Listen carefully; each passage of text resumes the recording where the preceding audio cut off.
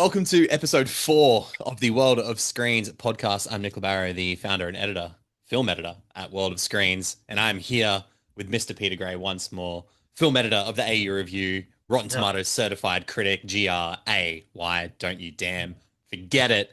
Um, we've got a packed show for you today, but Pete, how's it going on a Sunday afternoon? It's going well. It's been I'll just say, look, today has been a nothing day, We need those. which has been great considering the week that has been screenings and interviews and just all the things, and it's not slowing down anytime No, soon. no, So no, no.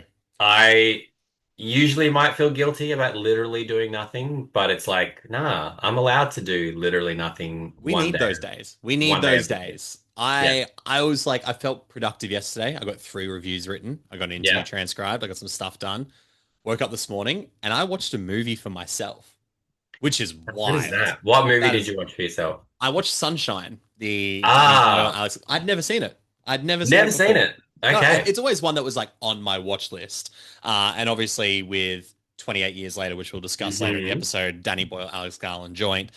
It was just one where I was like, I had enough people being like, you have to watch this. Yeah, And I yeah, really enjoyed it. I think it was really, really good. yeah. So very, I mean, as expected, very dark, very Oh, sort of yeah. like, no, very, it's a great mix of, and I guess this will come up in the 28 years later review, a great mix of Danny Boyle's optimism of humanity and Alex Hmm. Garland's pessimism of humanity colliding together.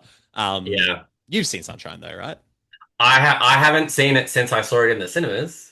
Like 2007, 2008 Yeah, or something, right? Yeah, yeah. I went opening weekend. Me and Mum saw it together. Nice. I think it was one of those ones where it was like, oh, we'll market it because it's like Chris Evans, and I think it was, This is hot yeah. off the tails like Fantastic Yeah, Four and stuff, he right? was Yeah. like, yeah, this was like he was kind of saturating the market at that point. Like he was kind of in everything.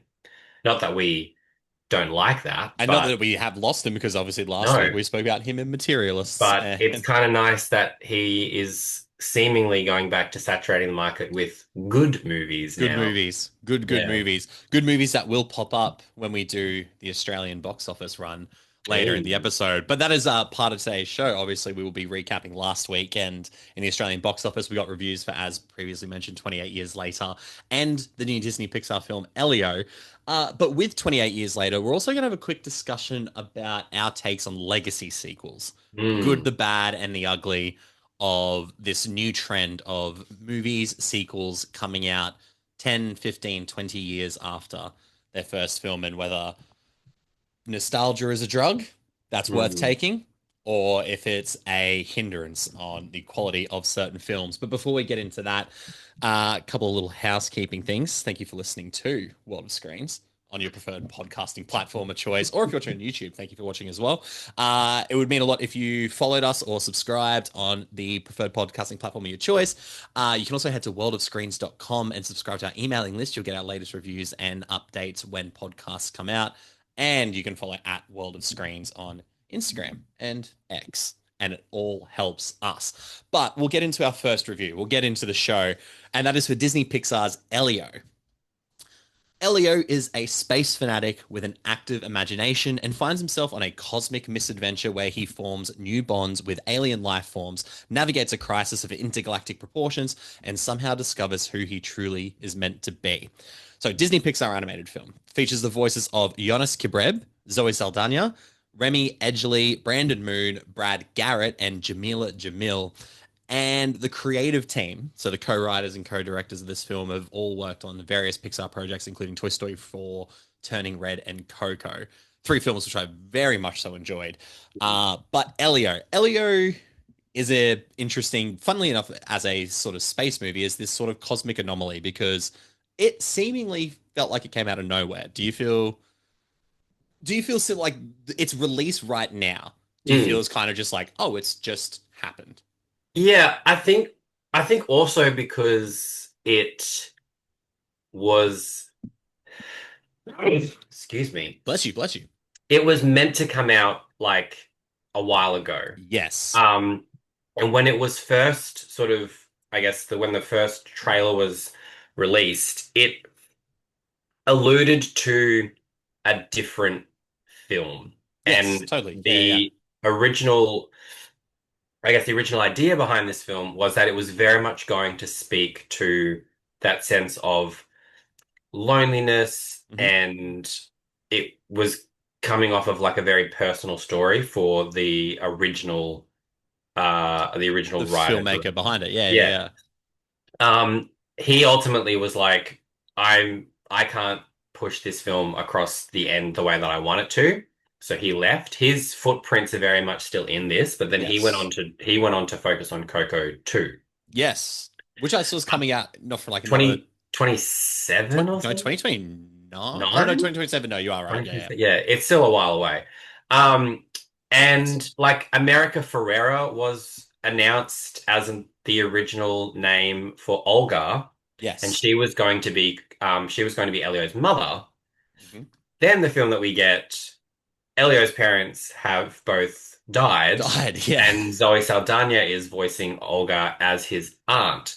Yeah. And his parents being dead and the art aspect is interesting because it shows why he feels so alone, because he's like, I can't relate to her. She's not my mother. Yeah. Even though she works in the space field, which is something that he's very interested in, he still can't find his way into that.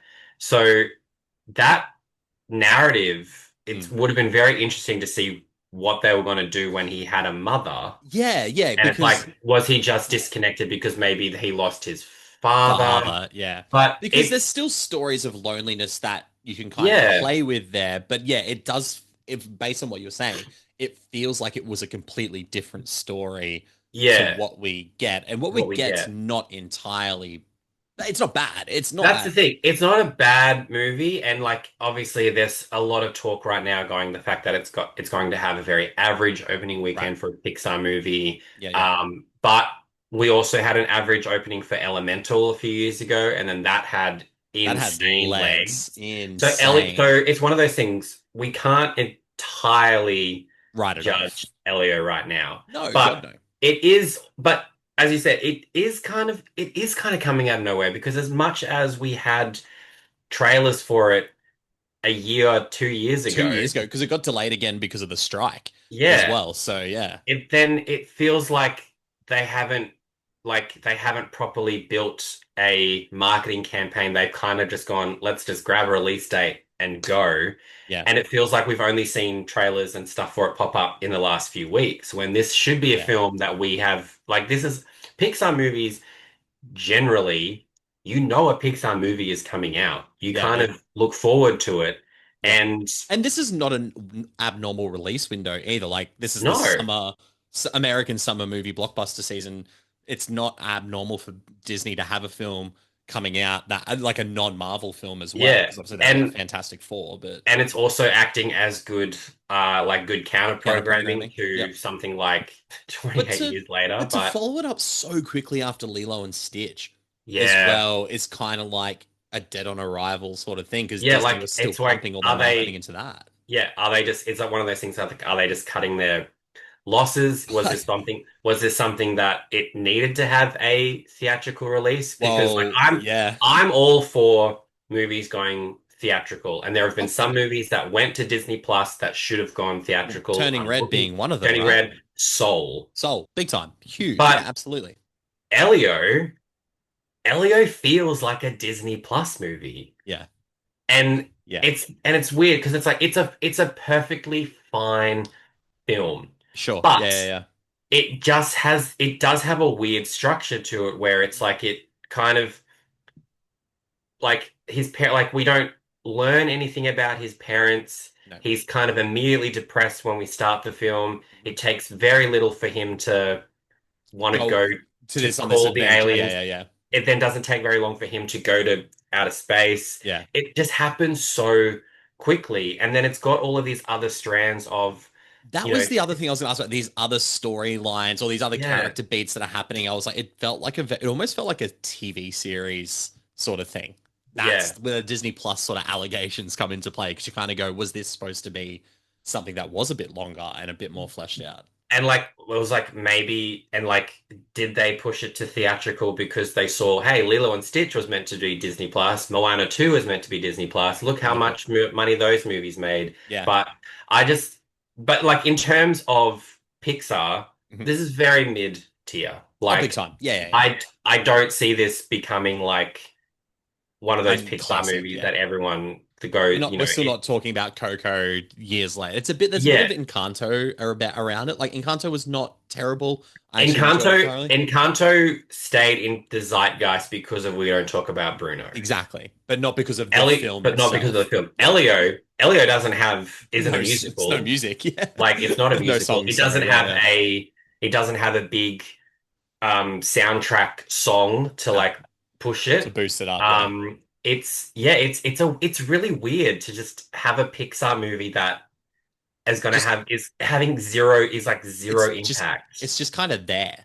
But like Which is crazy because it does look incredible. Like it it's looks that great. Pixar animation we know and love. Yeah, It has the weirdness and the absurdity of like, especially with the characters and stuff. yeah, It very much reminded me of especially when it goes into space, like Strange World. Again, yeah. another one that's a Oh, Disney animation that sort of came and went, but like yeah. that sort of world building and things like that. So And there's like the character, like there's like some really super cute characters. yeah, totally, yeah. If families that do go see it, guaranteed Glorden will become Oh, like your God. kid's new favorite Favorite thing. thing. Yeah, yeah, yeah.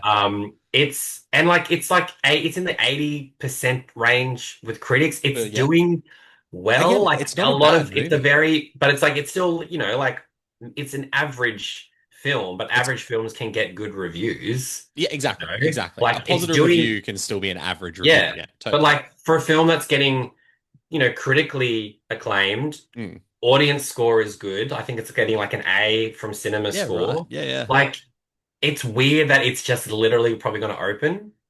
And And I guess then, second weekend will be a really good test to see what people think of it.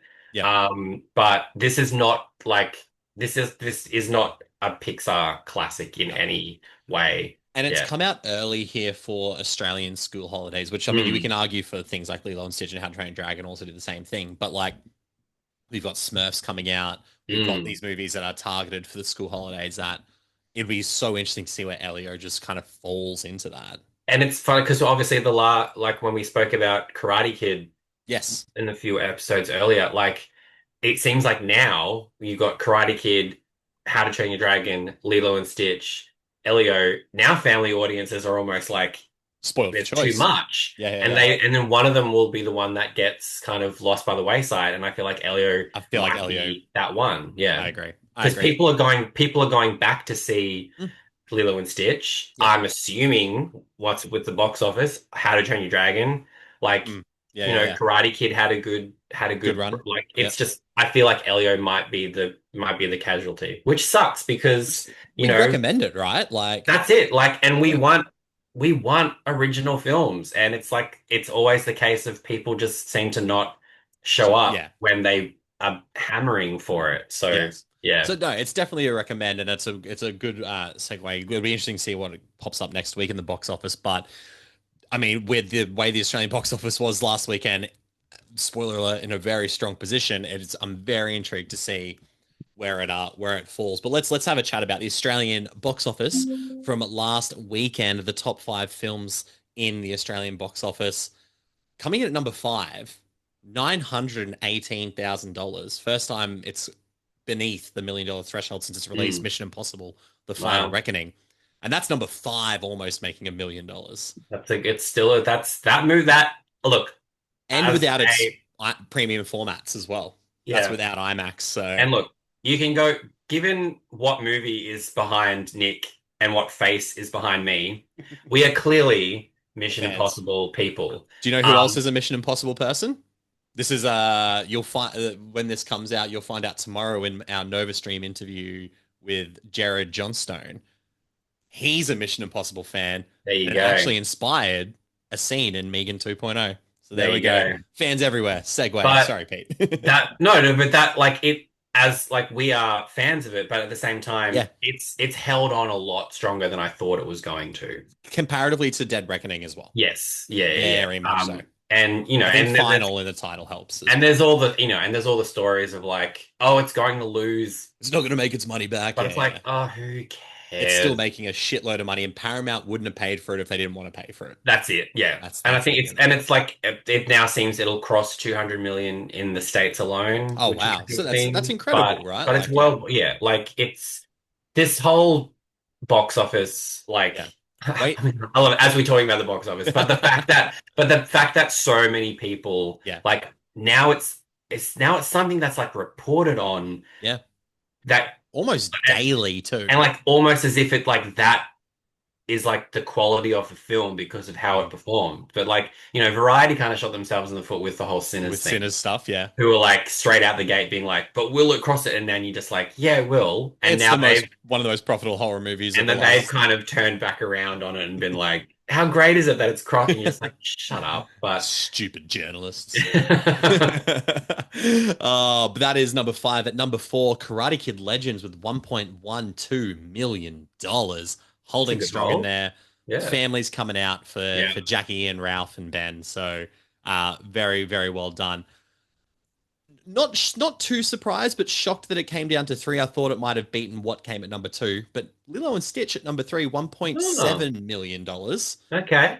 I think we'll see it bump up when the school holidays come through again. Yeah. I think there'll be a lot Yeah. of rewatchability for that one there.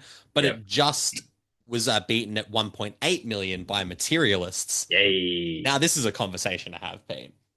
Hmm. What a marketing campaign from Sony.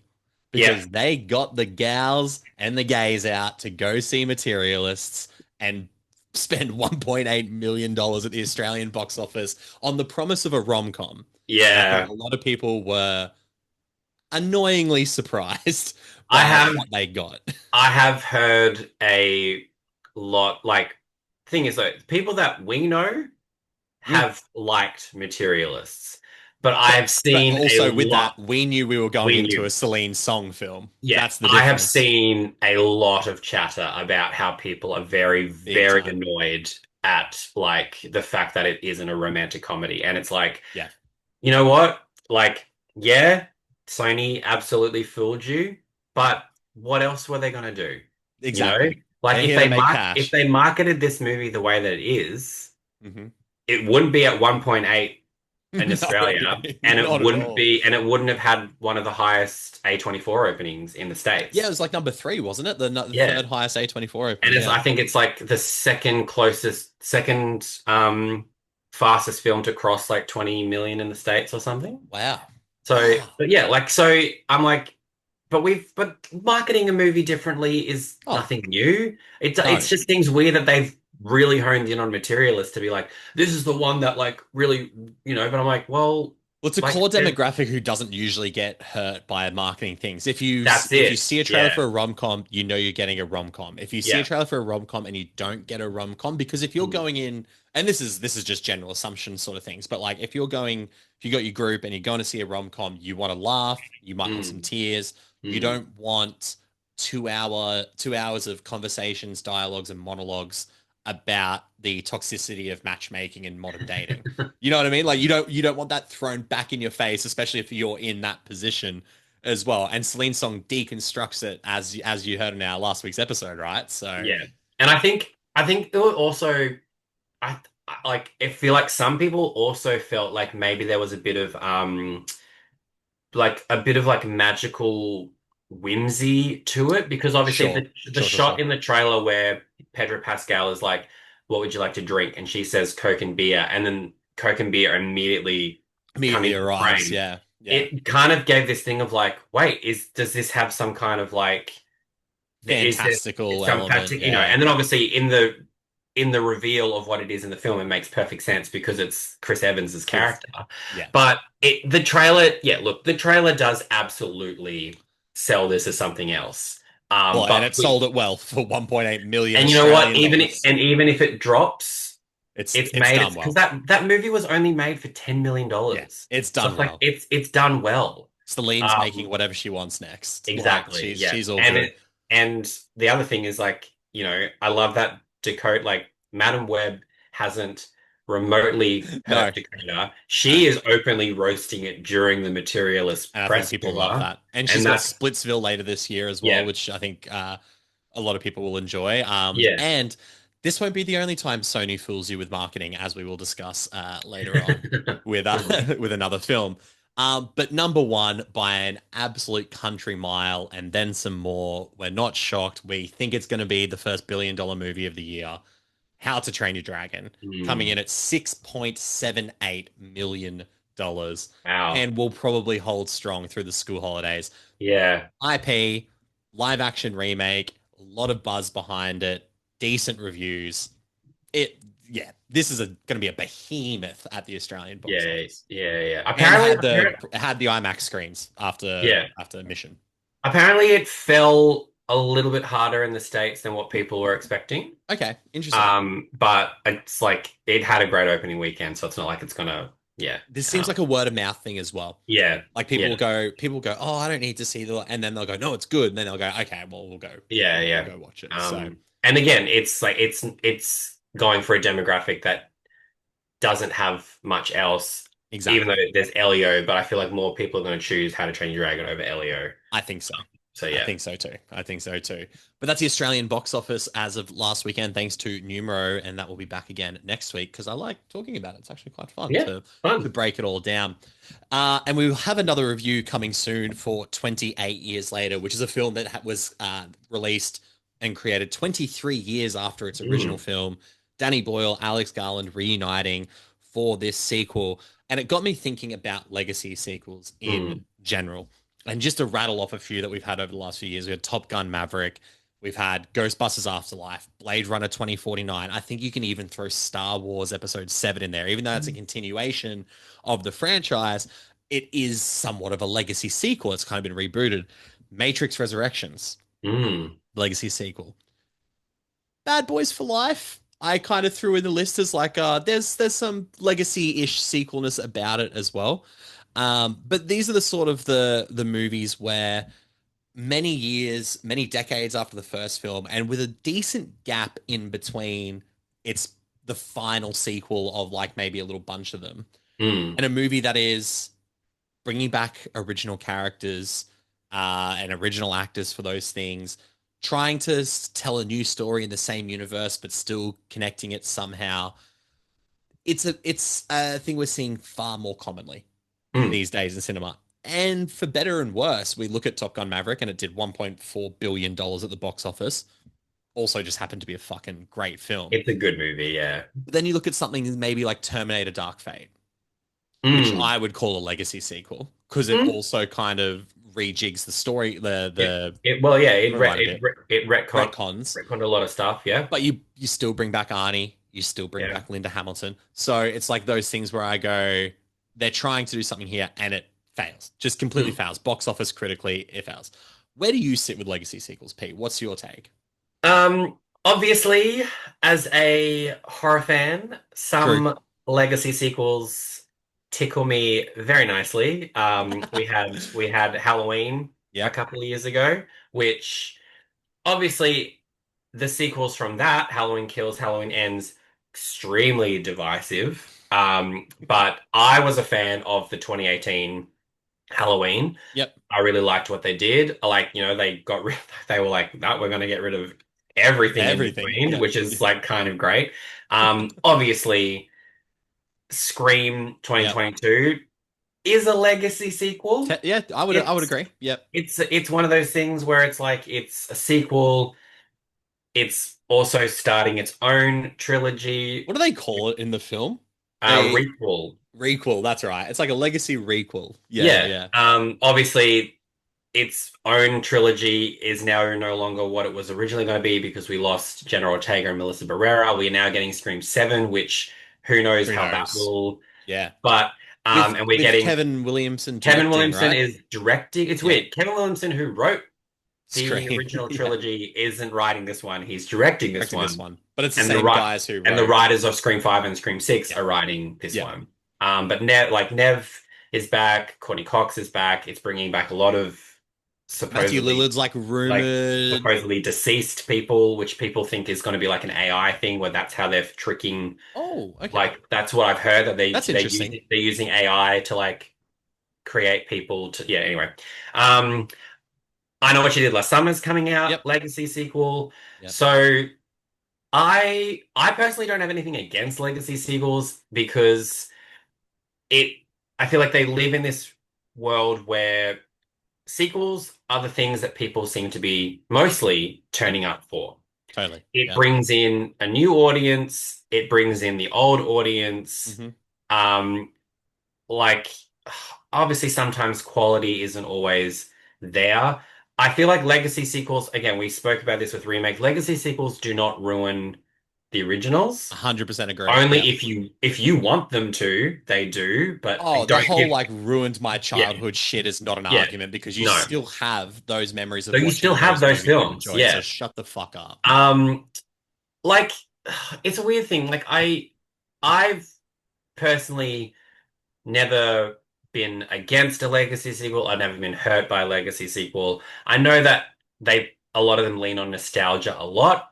Totally. Yep. That can be a good thing and it can be a bad thing because sometimes going in for the nostalgia thing means they bring in characters but aren't serviced well in the sequels themselves. Yes. I When they think feel that's shoehorned in and I sort think of, that's yeah. the thing with legacy sequels. If you treat the original characters well, Yeah.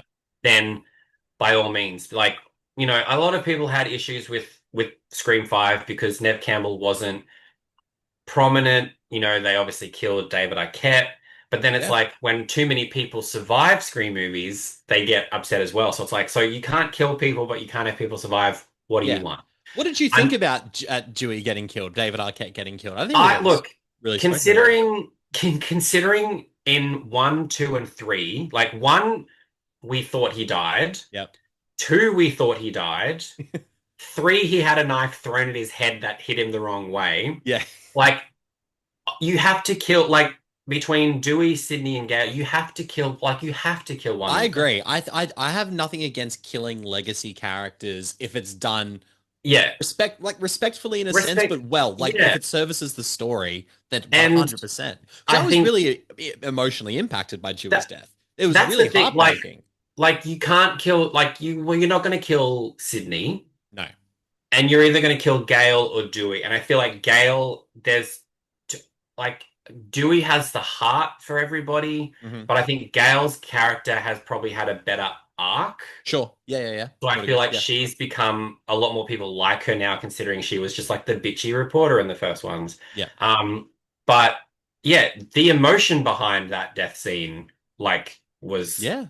incredible. Substantial. Yeah. So it's like, but if he survived, then there would be it's the thing where it's like, why can't you kill? Yeah. Don't have the guts, and then they did have the guts to do it. And anyway, but There's a movie we saw recently, which we won't say anything about it.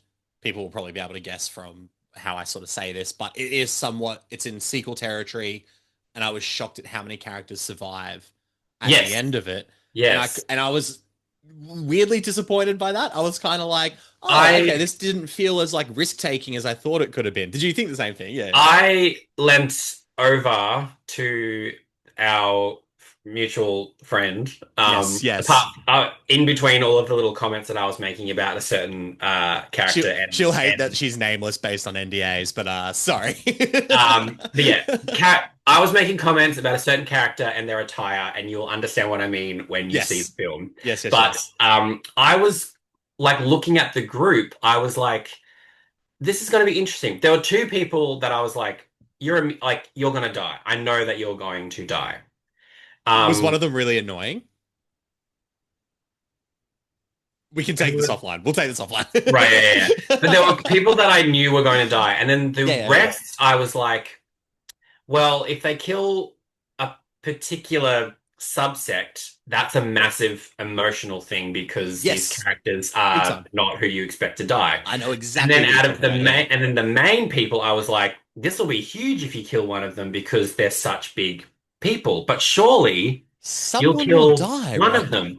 And they didn't do either, and they just killed the people I kind of expected them Expected to to. So die. I was Yeah. the same. I was like, but maybe because there's What more is? Yeah, sequels to yeah, yeah, go. yeah.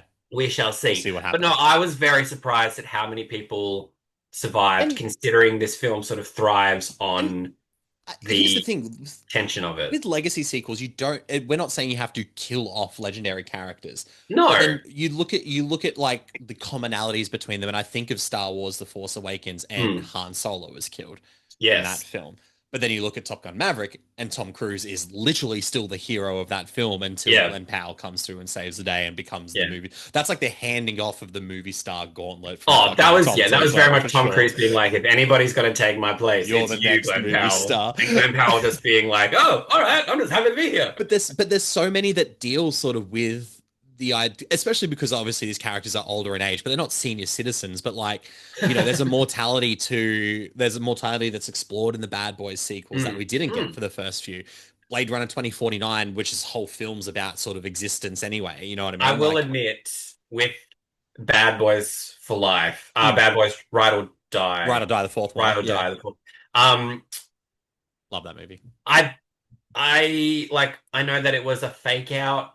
I Oh yes, yeah, yeah. I almost thought they were going to kill Will Smith because Oh no, that was For Life. Yeah, yeah, yeah. Bad Boys for well, Life. Yeah. sorry, Then he gets shot at the beginning. Yeah.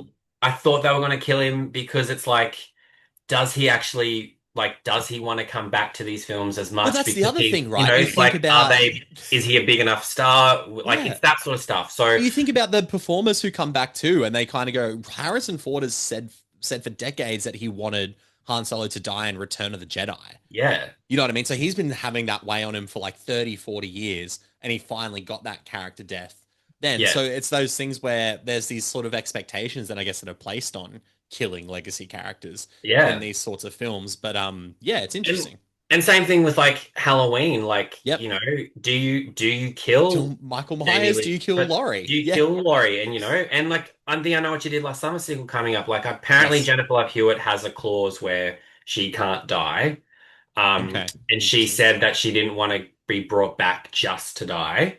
But Which is respectful. I love that. but that But also Freddie Prinze means Jr. is gonna die. well, the other because I was like, well, that means at least Jennifer Love Hewitt's character will Yeah, be treated well. sure, sure, And sure. it seems like from the trailer, she has like a few Yeah, some scenes in shit it to as do. Yeah, yeah, well. yeah. But the other part of me is like, maybe we're gonna kill Freddie Prinze Jr. Maybe. And it's Yeah, like, maybe. and you know, you like, and then you look at all the characters in that movie and just be Mm, like, there's a lot of people in that. How many people are gonna survive? yeah, Like, and if you kill Freddie Prinze Jr., do you upset people? Do you not upset? It's just, I feel like legacy sequels can't win, regardless if they're what genre they are. Because obviously we're talking about action and horror where totally. people's lives are more at At stake. But risk. Yeah, like yeah. you look at like I get like a legacy sequel from, you know, what, 10 years ago now, but like American Reunion Oh yeah, was totally. That's an essentially a legacy sequel. absolutely a legacy sequel. Yeah. And but like and that brought everybody back and I felt like it brought people back in a really And this organic way. long gestated American Pie 5 too that keeps Yeah, they keep talking about. re-emerging. Yeah. You know, but then like, do you get an American Pie 5 and you call it American Funeral and one of them's Oh dead my and that's fucking their God. reunion? That'd be heartbreaking. Like, it would be Harold heartbreaking, and but I mean, Kumar's getting a sequel, like a that's getting legacy another sequel. one, you Yeah, so know? comedy's not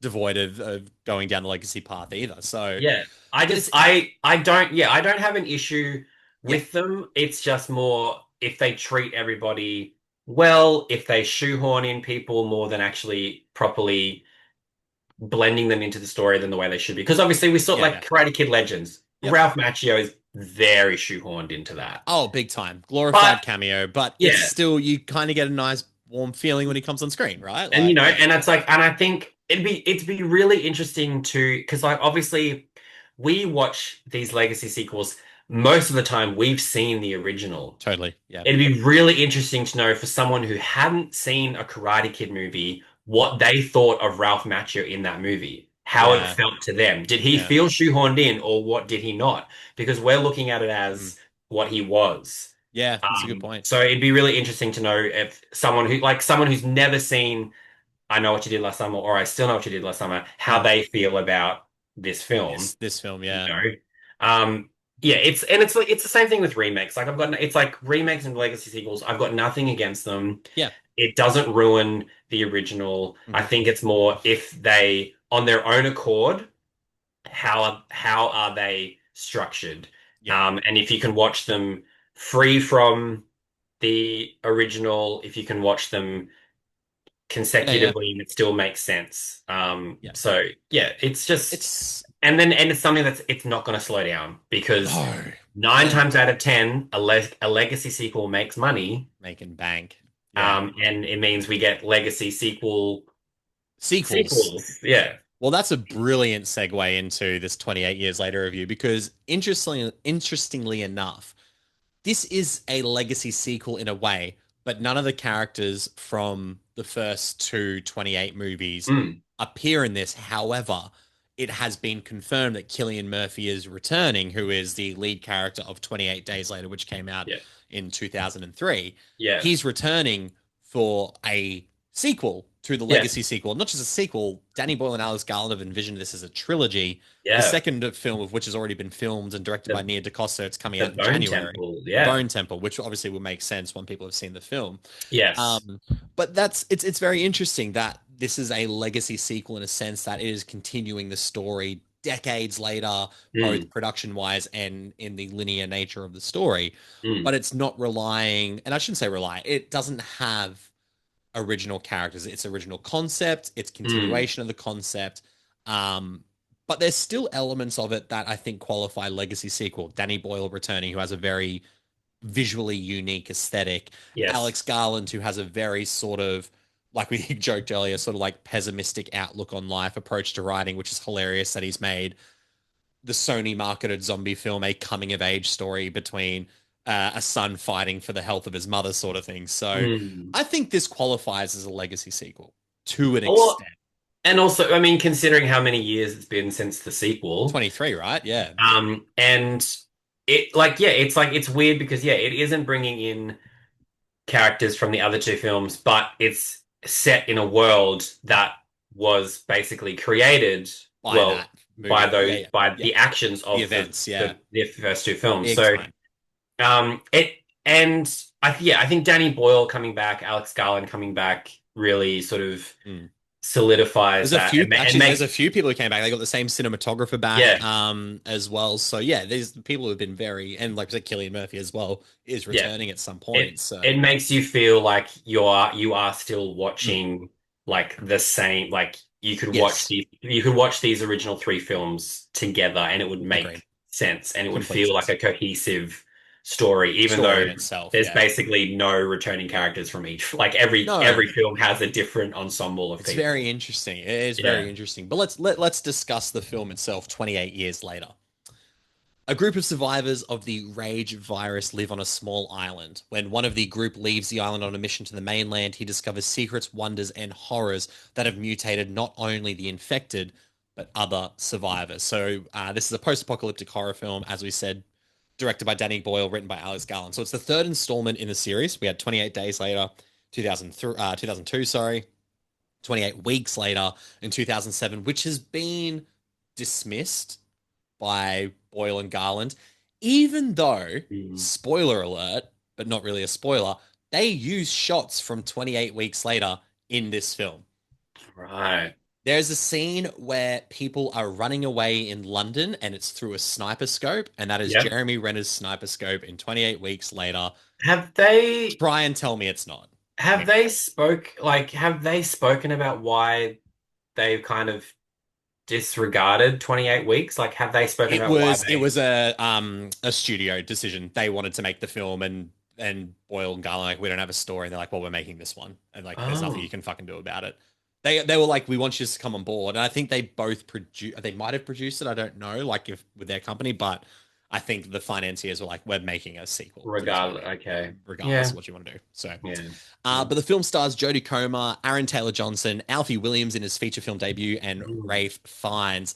Um, we'll talk about the cast real quick. I want to do a quick rundown. Jodie Comer, brilliant.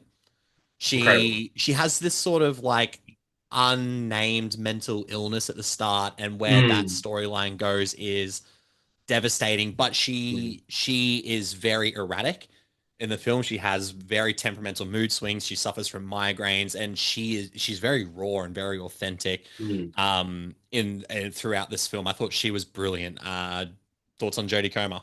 Yeah, like Cast. I obviously we'll get more into it, but it was, you know, when she when you first meet her and you realize like how erratic she is and like Mm. she doesn't quite know what's going on, but then she does know what's going on. And I'm like, I liked that they did kind of they give her this affliction that you're like, this could be anything. Yeah. Like, is this like a result of the like the like quote unquote zombie, The rage virus. the, Yeah, the yeah, yeah. rage virus? Has is it something else? And like where that goes, incredibly devastating. Yeah. And the fact that she plays into one of the like an image that is being used in like a lot of the marketing that Mm. has a lot more of a Yeah. deeper A impact when deeper you impact when you realize see what it. it Yeah, yeah. is.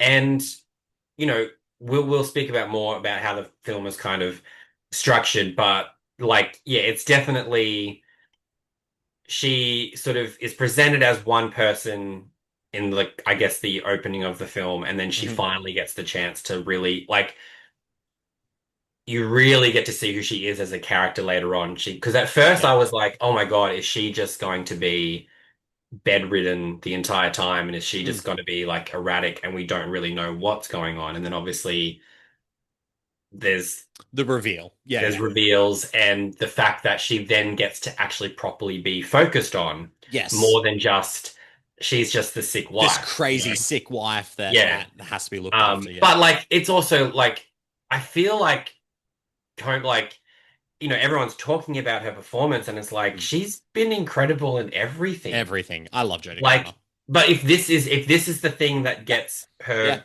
that catapults That her, breakout. Yeah. great, because the last duel should have done that.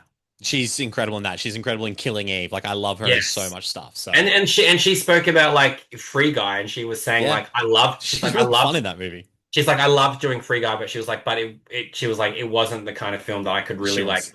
sink Yeah. my teeth into. Yeah. But like yeah, she's great in Free Guy In and it. it shows her like comedic ability as Oh, big well. time. Yeah, yeah. But this is like a This is some powerhouse raw, stuff. Yeah. incredible performance. And it's like we've obviously seen this last Oscar Mm. campaign, horror actually got like its flowers a little bit. Yeah, yeah.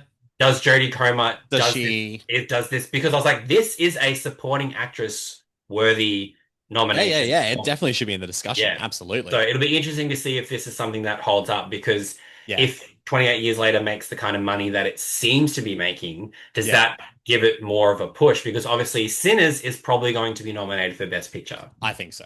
I think so. And it would be really great if we had a whole run of horror films sort of Yeah, get to actually get a noticed the way that notice. they should Yeah. be. Because also take the horror thing out of this, as we talked about. This movie isn't necessarily a horror movie in Not no. in the traditional sense of what people think horror It's is. it's a This it's is a a horrific, expectation subverting sort of yeah, story. Yeah, but this is a horrific emotional drama, and yeah. she's giving a very believable, Performance. dramatic Yeah, performance that rips your fucking heart out. and So she's yeah, incredible in it. Yeah. yeah. Aaron Taylor Johnson, Mm. the husband to Jodie Comer, The husband, brutish. Jamie. Jamie, I believe. Yeah, Jamie, yes. brutish. Very Machismo. very machismo. Very testosterone driven. Mm. Very. I'm taking my boy. I'm going to teach him how to hunt, Yeah. and he's going to drink beer at 12. Um, the character is a prick. Is Yeah, supposed to be a prick. he is, yes. I did not like Aaron Taylor Johnson in this. Okay. I think he took it to a level that didn't match the authenticity that the rest of the people bring to the performances. Yeah, okay. He felt like the most like a caricature to me, which is Yeah. saying a lot considering when Ray Fiennes' character comes up and the Yeah. absurdities that come around that sort of storyline. Yeah. It just Aaron Taylor Johnson just didn't work for me. Just didn't work. Yeah, okay. I It's funny because I've seen a lot of people just sort of rip him to shit and then they Just in also are general like for this movie. for this movie, Sure, but sure. then they were also like he was so like miscast in Nosferatu, and I was like, I had no issue with him No, in I thought he was good in Nosferatu. Nosferatu. I actually like Um, it. I like Aaron Taylor Johnson a lot. Like yeah, this was like, just one that I didn't. and I'm like, he was one of the best things about Craven. I Um, you know, think you uh, can count on one hand of the things that were great about the good Craven. things of Yeah. Craven. That being like, I was like, that being said, I did just buy it Did you on actually? 4K because I was like, if I've got Madam Web, I'm gonna I get may as Craven. well get Craven. Um, I don't know. I guess I didn't particularly have an issue with him. Okay. His character is like an absolute piece of shit. Yeah, he's not a good person at all. Because Yeah. also like regardless of how he is with his boy, we know how he is with his wife, you know. Um, I don't know, mate. I am like he was the person I felt that was acting the Sure. most. Yeah, yeah, that's probably the best way of putting it. Yeah, yeah. I didn't have an issue with his performance, but he But was the one that I was like, you seem like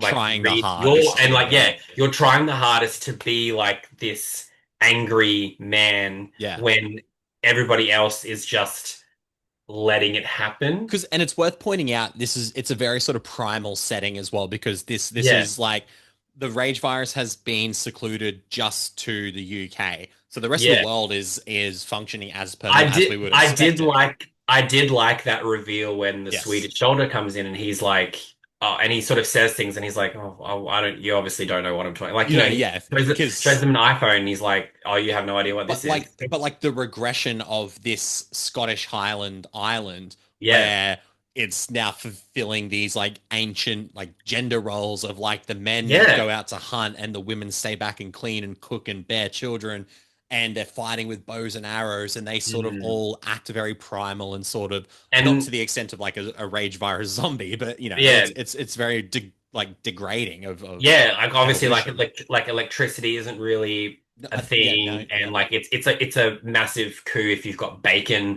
for yeah, breakfast. There's like outdoor communal showers that you can only use for like 30 seconds at a time. yeah. What one of the things that I think I I really liked about the film, but then it also pissed me off because it didn't go Mm. into it enough, was the world building that was here on this On island. the island itself. Yeah, yeah, yeah. Because like there's all of these shots of like kids training and them wearing the masks with the arrows in them, The and it was like mask I needed to know more I about. was I like, needed to know more. there's so much Uh, that needs to be told about here, and because we're it just pops not. up in Spike, who's played by Alfie Williams, has Yeah, these sorts of they're not necessarily like big, it's not a big aspect of the film, but he has sort of visions and dreams. There's a lot of yeah, dreams that we see in yeah. his, and that mask pops up all the time. And I was like, I need to know fucking more about the And then mask. there's like a scene when they're getting ready for his like return party because it's a That's big right. thing when you're a kid and you get to go out and have your first hunt. And because You he's get like younger than the normal age to do it, so it's yes, this big and you deal. get this whole thing of like if you come back, you'll be celebrated. If you don't Yeah. come back, no one is going to go out to find Yeah. you.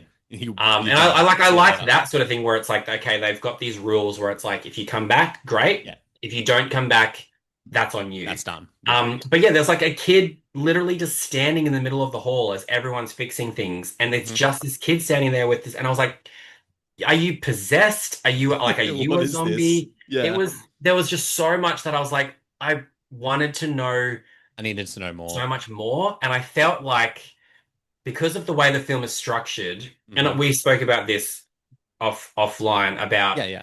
it is a film of two Very halves, much. Distinctly two halves. and Yeah. it felt like they could have blended the two halves in terms of the characters and the story, and you could have given us 30 minutes of what is going on this On this island island, yeah. because it feels interesting. Because There feels like there's a lot to tell. the world building continues off the island. And Yes, the yeah. sequels that we're getting seem very much more orientated And that's the about the thing, like, world, about the mainland, basically. yeah. And I think, like, because obviously there's a character reveal at the very end of this film that is great, but also is jarring as fuck. So tonally different Like, to everything that and came before it. Yeah. and if you don't know that we're getting a sequel, Yeah. that makes no sense. It Agreed. doesn't make like it feels very jarring regardless, but knowing that we're going to get more of that story, Yeah, you go like, why would you finish it on that it if you, help yeah. it helps 28 years later overall, knowing we're getting more. Agree. But if you don't know we're getting more, the ending to this feels weird, doesn't Yeah. feel justified, Yeah. and maybe in the sequels we get more of what's going on in the island and what's going on the mainland. Maybe we'll get Maybe, more. But maybe, right yeah. now, as 28 years later stands, it's like it's a film of two halves with a very abrupt, jarring ending Hmm. and a lot of a lot of untapped potential as to Yep. what is going on in this island. So that's we'll get into that now because that's the issue I have with the film is its structure and what it chooses to tell you and what it doesn't choose to tell you. And Alex Yeah. Garland as a screenwriter is very much a and he I think he's on record saying this. He loves leaving a lot up to audience interpretation. Yeah. But sometimes it works and sometimes it doesn't. And the Yeah. way 28 years later is structured really pissed me off sometimes. I Mm, really struggled with certain parts of like the way the narrative played out, certain character decisions, reasons why we were at certain places and watching certain things. Especially, it's funny. A lot of people I've spoken to loved the second half more than the first half. mm. Sorry, no, other way around. Loved the first half more than the second half. I like the second half more than the first half. Maybe I, that's that Aaron Taylor Johnson thing. But there were so well, many moments in that first half where I went, "Why the fuck do I need to know this? And why am I seeing this right now? Like and this, I don't care about this." Yeah, I think that is also coming down to obviously how the film has been marketed. It has been yeah, marketed as a very visceral, relentless action horror zombie movie. And the hmm first half with Aaron Taylor Johnson gives you a lot of that. yeah. Actually, a lot of the stuff you But see in the trailer yeah, is in the first half of the film. like quite funny, you get a lot of messed up shit in the second half, That but is true. But the yeah, second half is very much this dramatic, emotional, mm, heartfelt, yeah, gut-wrenching, like, you know, yeah, movie. And I can see like it's weird. I can see why people like the first half more because it's more action and hmm it's less, I get it's less involved in terms of like but the the drama that's there. it's The so second half, repetitive as well, yeah, though. it That's is. the And the issue. second half, when we finally get to know what is wrong Hmm. with Jodie Comer's character, what that means for Spike, Yep. because I love that, Spike is clearly being brought up on this island with this toxic masculinity as his this is the way that he sees a man, is Yep. his father. Yep. Yep. And I really like that they peppered in these things of like he's constantly told how much he looks like his grandfather. hmm And Jodie Comer says, my grandfather was the sweetest man. Yeah. And I like that you sort of can see that through Spike's actions, he's like, I'm going to reject this cycle of toxic masculinity that my dad has shown Yeah. Yeah. me, and I'm going to be a better man. But like, just being a better man doesn't necessarily mean he's not going to fight and kill. No. He's going to do that for more of a There's a more, I purpose guess, behind it. yeah, a Yeah. purpose, a reason to survive more than just killing for the sake of killing. Yeah. And then we get him meeting the Swedish soldier, we get him meeting Ray Fiennes, who are Yeah. also other embodiments of masculinity that he can kind of look as, well, Yeah. do I want to follow your lead This or steps not? or the yeah. Yeah. And it's like that is so It's a interesting. far more interesting story. And if that Um, was the movie, yeah, if we got the little tidbits of the island and Aaron Taylor Johnson, I feel like because that first half of the movie and what you were talking about with how the island and the world is built around it, yeah, that takes up half the film. So yeah. you go there and you're like, okay, maybe we'll get some more shit. When they were going back to the island, like slight spoiler, but when they're going back to the island halfway through the film, Mm. I was like, oh, okay, We're this re is we're interesting. returning. We're Yeah, returning. What's going yeah. on? Great scene, like a very tense Oh, scene yeah, where this new version of the infected called alphas are introduced, which don't take your partners with you to see it because they'll be very upset when they see the size of an alpha's penis compared to your own. A lot of penis in this film, but when they were yeah. doing that I will halfway say, through, I was quick to say, no, please. Chi Lewis Perry. I looked this guy up because I was like, I need to know who this motherfucker is. Who plays Samson, who is like the leader of the Alphas. Yeah, yeah, yeah. The This alpha of the dude, alphas. this dude is 6'10". Holy He's shit. a former MMA fighter. Fighter, yeah. And so when he's like standing there and he's just got dong swinging, Dong like out. that would be His probably what a probably his. 6'10" dudes looks like. So there's been all of the jokes of like 28 years later, nah, 28 inches later. They're not joking. Um, They're not I joking. I worry about Twitter timelines when this goes on digital. Oh, I all we're feel like seeing is cock. I feel like Samson's cock everywhere. yeah, he's going to be everywhere.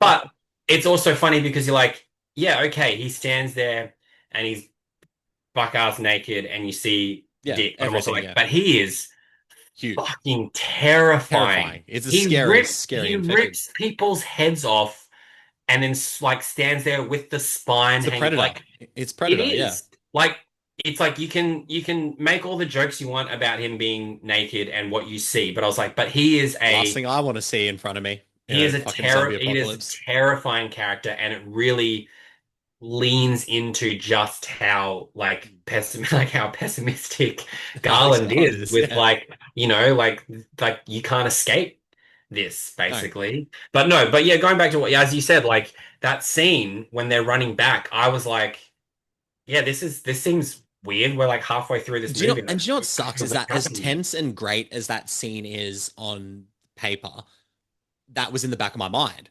So I'm Mm, trying to enjoy this scene. And I'm like, but why are we coming back to the island? Like, yeah, what is this movie really about? Then when it finally begins to be what it's really about, I thought it was great. Really yeah. liked it. There was still little things. There's one thing in particular that I won't spoil. That is another like thing of the world building in which there is a something that happens caused by the alpha, I guess, to an extent in a train, the train sequence. Yes, yeah, yeah. Didn't Oh, great, didn't great sequence though. in great sequence didn't think it worked though for me. That was just me personally. I'm not a fan of like where that goes. And the In terms of the ramifications. Yes, yes, yeah, yeah. okay, cool. So didn't nah, I wasn't a fan of that. So it made me go. And then before I say this argument, I will say visually incredibly unique. Danny Boyle, the fact that he's in this part of his career and he's still like an experimental Mm. filmmaker is great. The people would have seen photos of like the 20 iPhones set up on these rigs.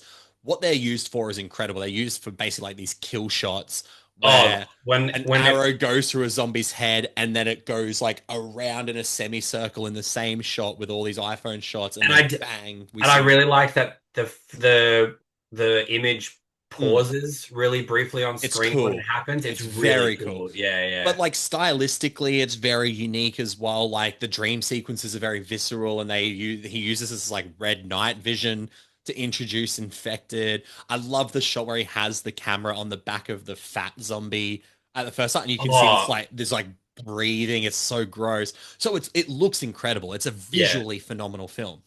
But it made me come to this conclusion because Mm, I've always Danny Boyle is a filmmaker I really enjoy, but I think I appreciate more than I enjoy. mm.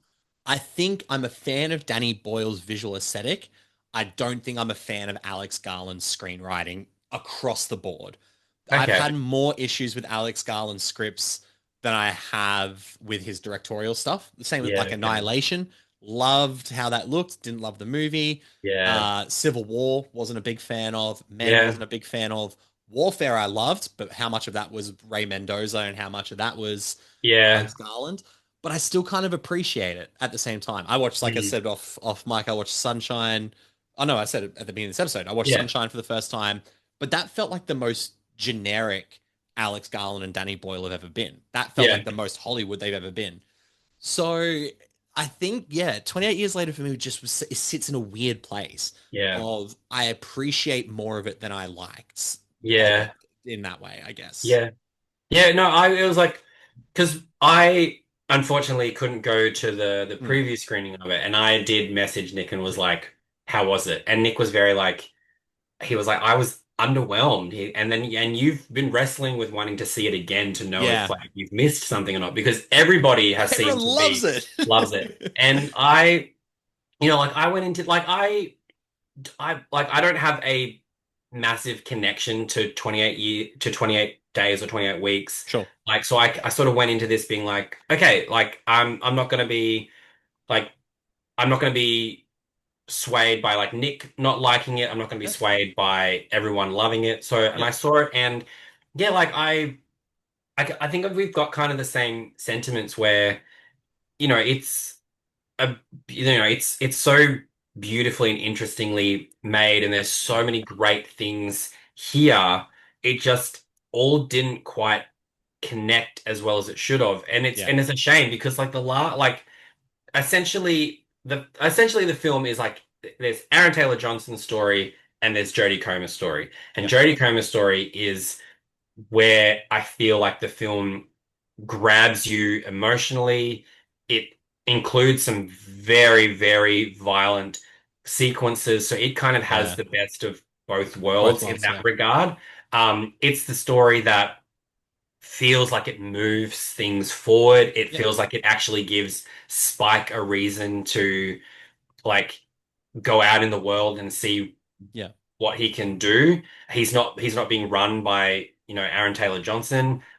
Ray Fiennes is like a really kind of beautiful character in terms of what he Yes. represents. Yeah. Um, When he rocks up in the film and sort of where that goes, yeah, I really enjoyed, and I'm yeah, excited to see more of that in the yeah. sequels. Yeah. And then obviously the ending is like it's like the ending is wild and it really brings about like some train spotting Danny Boyle isms in There is how he so much train spotting to it. and it's Absolutely. like Yeah. it's fun and exciting, but it's like Yeah. this hasn't felt earned in any way. No, And it's if that's the so vibe, tonally different. and if that's the vibe for the Bone Temple, cool. Like Yes, I'm all on board for it. but it doesn't work here. But I could tell in the screening that I went to, I could tell that few minutes of Well, um yeah, a particular character being introduced. We won't introduced. spoil it, Yeah, but there's a particular it's character played by a particular wild. Yeah, actor. And it's wild. And it's like I was like, what is actually yeah, happening? That felt like, and as you said, like it felt like a Marvel yeah, tease. yeah. It Um, literally felt like the next Avengers movie like I coming out. almost wish that they took that 3 minutes and put it as a Put that, mid-credit put sequence it or at put it yeah, at the end. exactly, Because the exactly. way that there's one shot towards the ending of the film involving Aaron Taylor Johnson screaming, and I was like, this is where you end your That's the movie. end of the film. That's the end Yes, of the I movie because 100% it agree. leaves you going, where does Spike go? Where does Jamie go? Like it leaves you wondering. And More like questions. Yeah, And Aaron Taylor Johnson, as far as I know, is not in the Bone Temple. Maybe he just hasn't been revealed as a character or in maybe it he's coming back in the third one. in the Who third knows? one. Yeah, But yeah, it's like that kind of open ending gives you all of these like, oh, I'm wondering where this could go. totally. And then you get this Add wild on this sequence. stinger. Yeah. But the fact that they kind of blend it together just was like, And oh, this and the is thing weird. is, you can still have the Aaron Taylor Johnson stuff at the beginning in the film. Yeah, You set up the toxic masculinity, you set up the conflict that Alfie's character has, but yeah, that's an hour of the movie. yeah. And you've established tone and you've established atmosphere and Like, you've established story, and then you go, nah. And then I was kind of like, but you didn't do anything for me you didn't earn that swap. yeah. Like You just made two movies, ultimately. we're very aware Yeah, yeah. within like a couple minutes that Aaron Taylor Johnson is like the alpha of the house. We get Big it. time. Yeah. And they Um, can go on their hunt thing, but make it just the first act of the film. yeah, yeah, Force them back earlier or something. I don't yeah. know. But like it Or just yeah, yeah. or as I said, like he goes on the hunt, and then before they go on the hunt, we get more about the mother, and he is like, I'm not going on the hunt with you unless she can come with. And then Come you through, bring yeah. all of them together on the hunt. So that way there's like this feeling of like Spike wants to protect his mother, Mm-hmm. and he's testing his dad to be like, are you going to protect my mother as well? And then Yeah. maybe Aaron Taylor Johnson, maybe he runs back to the mainland, and then you leave the son and the Fun mother there. to have their thing. Like there are ways that you can blend these two distinct halves, and Mm. it just feels too tonally jarring. And I But at think the same that's time, the issues. Yeah. we're not like the thing is that we're also not shitting on this film. There's still a Like lot that I did there's a lot of enjoy. I great thought things that about it, and stuff that really worked. I love that people are responding to it. Yeah, yeah. Whether they're going to have, the shit fits that they've had with Materialists, we will see. We'll find Because out. this film The isn't, horror crowds have been uh, burned before, so they're used to this is this. not a straight horror zombie movie that the way No. that it's being But presented. there's But some horror in it, and there's some yeah, terrifying moments. There's some yeah, great blood and gore. Like it's yeah, just yeah, it has so many right elements of the recipe. I just yeah, don't, and I think this may just be a personal issue I have with Alex Garland scripts. yeah, That might just be it at the end of the day. But yeah. I think this was more disappointing than anticipated. I'm still excited for the Bone Temple. Like Yeah. I'm still going to be there ready Oh, for Bone Temple. but also Nia DaCosta is a fantastic director. And like, yes, I know that everyone like is like, oh, but she directed the Marvels. I'm like, yeah, but she directed fucking Candyman, Candyman and had some Candyman cool was shit great. going in that Speaking movie. of a good legacy sequel, There we Candyman. go. There we go. But no, I'm Full excited. circle. I'm excited for the Bone Temple because Yes. I'm also like, as jarring as the ending is, I Mm. do love that character and what that is Yeah. suggesting. Uh, So it'll be Anarchy. fun to see it as a Pure whole evil film. anarchy. Yeah. But yeah, it's just as a tag on to this, it just didn't It just work. didn't work. Yeah. So it's an interesting one from us. It's a recommend, but go in with caution, I guess. But Yeah. you can see my full review for it at worldofscreens.com. We also did a second opinion review from Josh Barry, Mm. who loved the film. So there's actually two reviews on the site now. And you can see Pete's review at the Mm. aureview.com. But that brings us to the end of episode 3. Thank you all for listening. Next week on the show, two huge releases that we'll be talking about. Mithrigan 2.0 will That's be right. coming through. And then the highly anticipated Joseph Kosinski follow up to Top Gun Maverick, Brad Pitt starring in F1. So that'll be the One. reviews on the show next week. In the meantime, head to worldofscreens.com for the latest film TV reviews and news and awards articles. Follow us, World of Screens, at World of Screens on Instagram. And Pete, where can everybody find you? The aureview.com and at Instagram and X at rated PDG. Just every week we say it. There's always amazing things coming up. It's it's not not going to gonna slow stop. down. We both have great Megan 2.0 We do. coverage. Cool interviews coming from that. Perhaps there'll be another big sequel that will have some things for who Who knows. knows? You have to keep an eye out. You'll have to keep an eye out. But until next week, thank you very much for listening, and we'll see you in the next episode.